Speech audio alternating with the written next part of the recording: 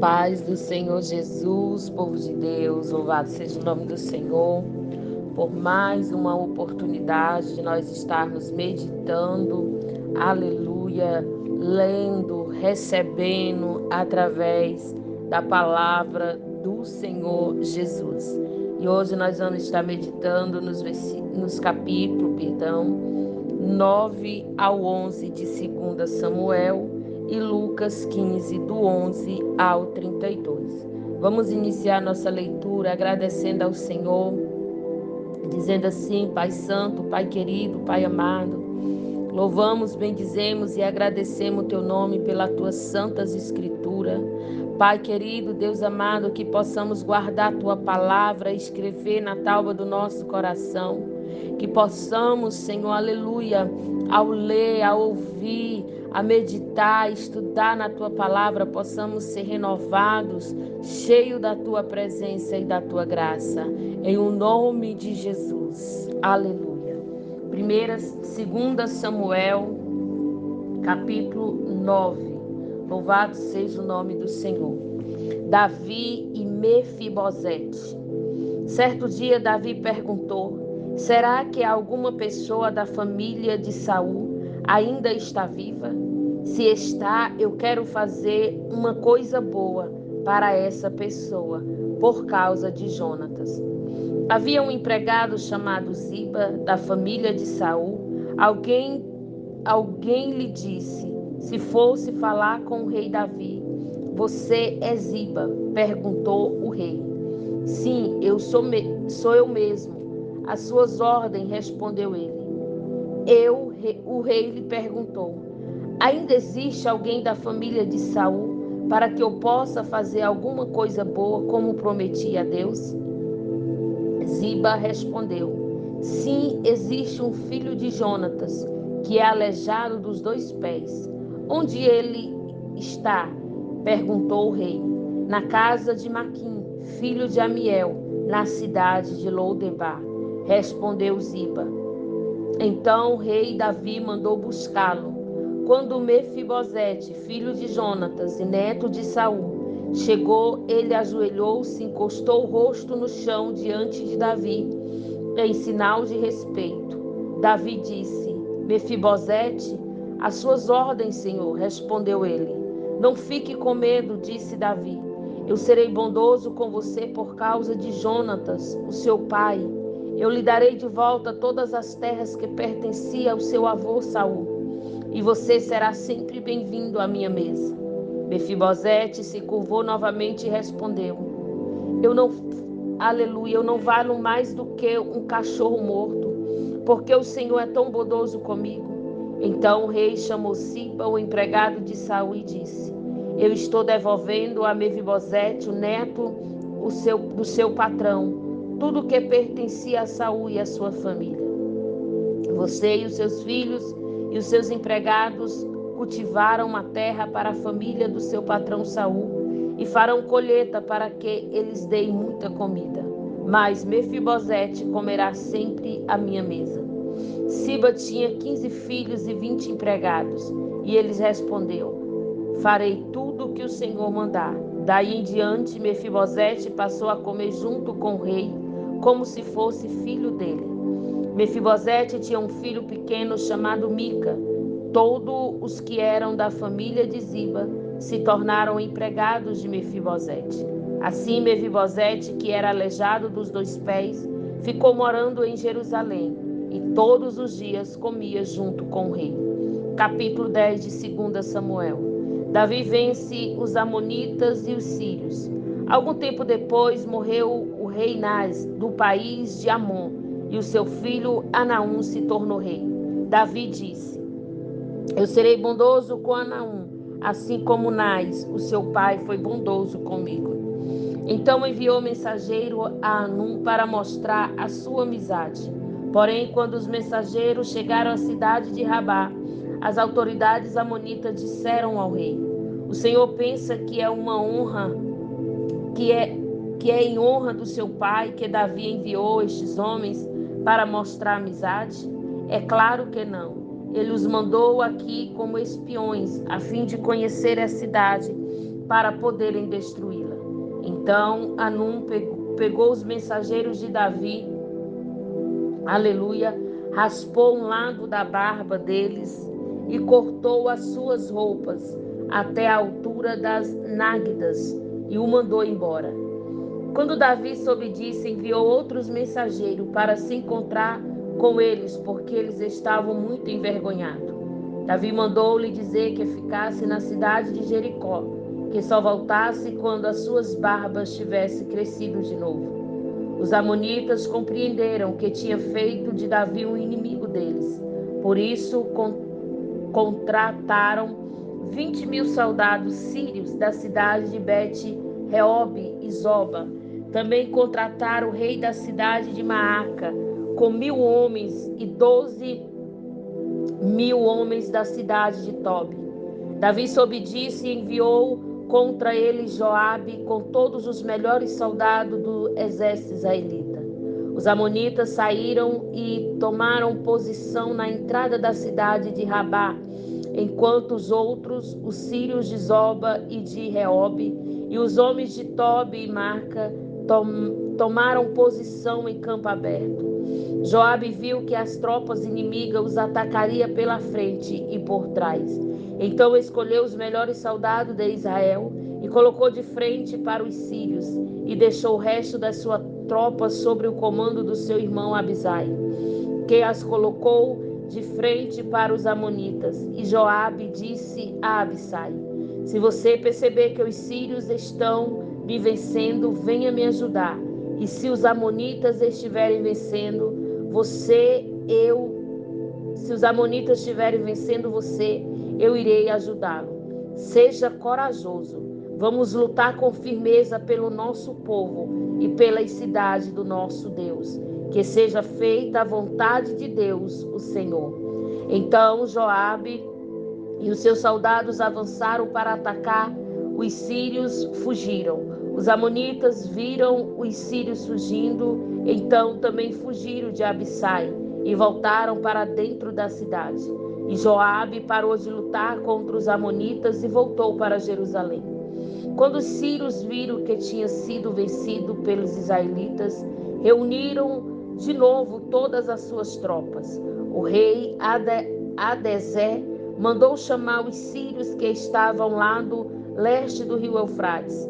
Então eles foram até a cidade de Elã. Na frente deles ia Sobaque, o comandante do exército de Adazer. Quando Davi soube disso, reuniu as tropas israelitas, atravessou o rio Jordão e marchou para Elã. Lá os sírios tomaram posição de frente para os israelitas. A luta começou e os israelitas fizeram os sírios fugir. Davi e os seus soldados mataram 700 soldados que guiavam carros de guerra e 40.000 cavaleiros sírios. Aleluia. Feriram também Zobaque, o comandante inimigo, que morreu ali no campo de batalha. Quando os reis que eram chefiados por Adazer viram que tinha sido vencido pelos israelitas, fizeram paz com eles, ficando debaixo do seu poder. E os sírios ficaram com medo de ajudar de novo os amonitas. Capítulo 11. Davi e Batseba. Na primavera seguinte, época do ano em que os reis costumam sair para a guerra, Davi mandou que Joabe e os seus soldados e o exército israelita fossem atacar os inimigos. Eles venceram os amonitas e cercaram a cidade de Rabá, mas Davi ficou em Jerusalém. Uma tarde, Davi se levantou depois de ter dormido um pouco e foi passear no terraço do palácio. Dali viu uma mulher muito bonita tomando banho. Aí ele mandou que descobrisse quem era aquela mulher, e soube que era Batseba, filha de Eliã, esposa de Urias, o heteu. Então Davi mandou que alguns mensageiros fossem buscá-la. Eles trouxeram e Davi teve relações com ela. Batseba tinha justamente terminado o seu ritual mensal da purificação. Ela voltou para casa, depois descobriu que estava grávida e mandou um recado a Davi contando isso. Davi mandou então esta mensagem a Joabe: mande que Urias, o heteu, venha falar comigo. E Joabe obedeceu. Quando Urias chegou, Davi perguntou a ele se Joabe e as tropas estavam bem e como estava indo a guerra. Depois disse a Urias: vá para casa e descanse um pouco. Urias saiu e Davi também mandou levar um presente à casa dele. Mas Urias não foi para casa. Em vez disso, dormiu no portão do palácio, junto com os guardas do rei. Quando Davi soube que Urias não tinha ido para casa, perguntou-lhe: você acaba de voltar depois de ter ficado fora muito tempo? Por que você não foi para casa? Urias respondeu: os homens de Israel e de Judá estão longe na frente de batalha, e a arca da aliança está com ele. O meu comandante Joabe e os seus oficiais estão acampados ao ar livre. Como poderia eu ir para casa, comer, beber e dormir com a minha mulher? Juro por tudo que é sagrado, que eu nunca poderia fazer isso. Então Davi disse: fique aqui o resto do dia. Amanhã eu mandarei de volta. E Urias ficou em Jerusalém naquele dia. E no dia seguinte, Davi convidou para jantar e fez, aleluia, com que ele ficasse bêbado. Mesmo assim, Urias não foi para casa.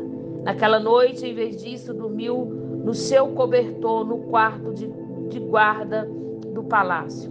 Na manhã seguinte, Davi escreveu uma carta a Joabe e mandou por Urias. Davi escreveu o seguinte: ponha Urias na linha de frente, onde a luta é mais pesada.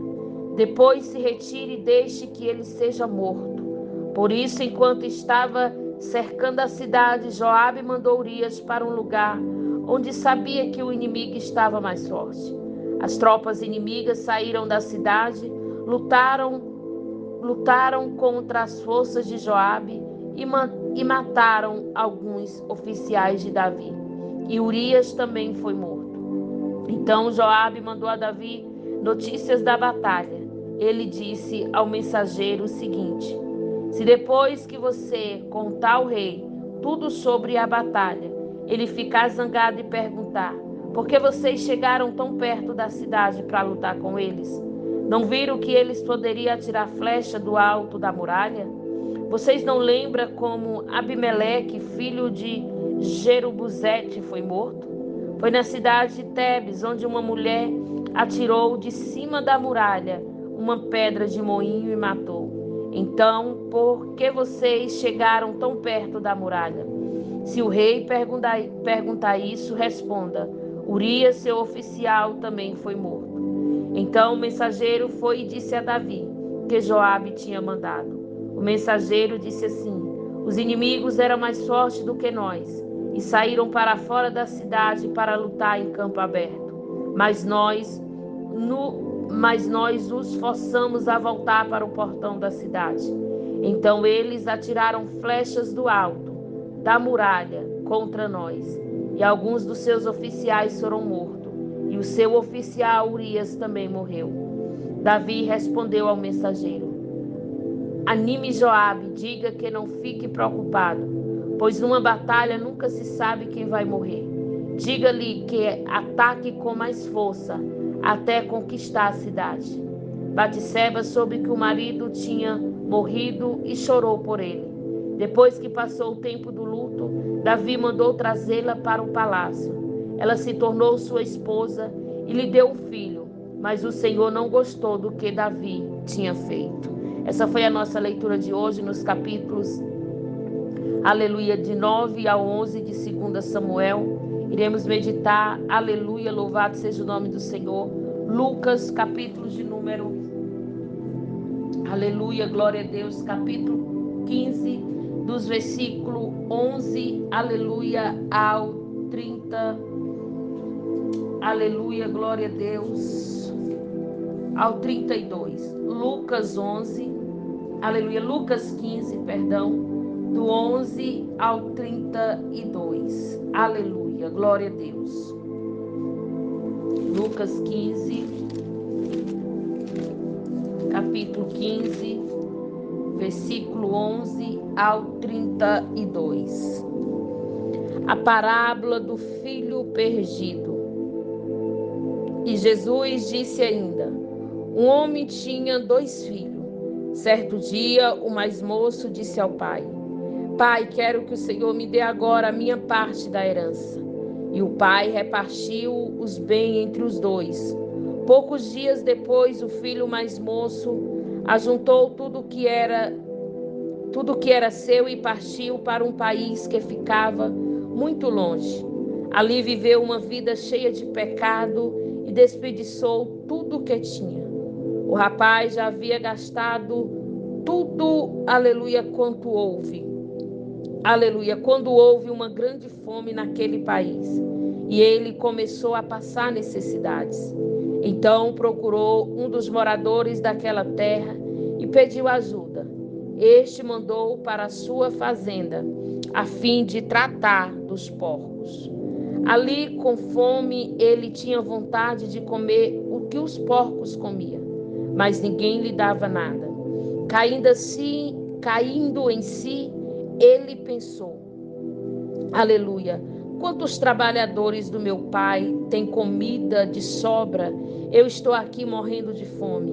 Vou voltar para a casa do meu pai e dizer: Pai, pequei contra Deus e contra o Senhor, e não mereço mais ser chamado de seu filho.